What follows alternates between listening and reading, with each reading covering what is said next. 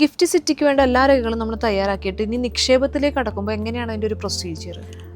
Gift സിറ്റിയുടെ on boarding procedure എന്ന് പറയുന്നത് 95% ഓൺലൈനാണ്. നമുക്ക് ഓഫ്ലൈൻ ഡോക്യുമെൻറ്റ്സ് ഒന്നും ആവശ്യമില്ല.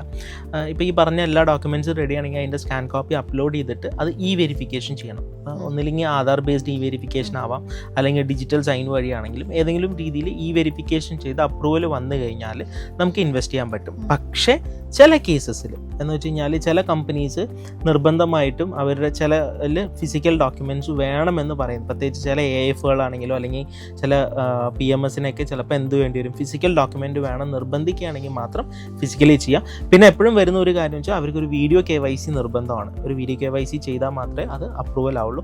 ഓൺബോർഡിങ് എല്ലാം സിമ്പിളാണ്. വിത്തിൻ 2 to 3 മിനിറ്റ്സിൽ പല ഡോക്യുമെൻറ്റ്സും അപ്ലോഡ് ചെയ്ത് കഴിഞ്ഞാൽ ഒരു വിത്തിൻ 1 day 24 hours നമ്മുടെ പ്രോസസ്സ് കംപ്ലീറ്റ് ആവും. സർ ഇപ്പോൾ പറഞ്ഞ പോലെ വീഡിയോ KYC എന്ന് പറഞ്ഞു, ഇതിൽ ആളുകൾക്ക് ഡൗട്ട് ഉണ്ട്, അത് എന്താ ആക്ച്വലി? വീഡിയോ KYC എന്ന് പറയുന്നത് ഇപ്പം നമ്മൾ എന്താണ് ഗിഫ്റ്റ് സിറ്റി?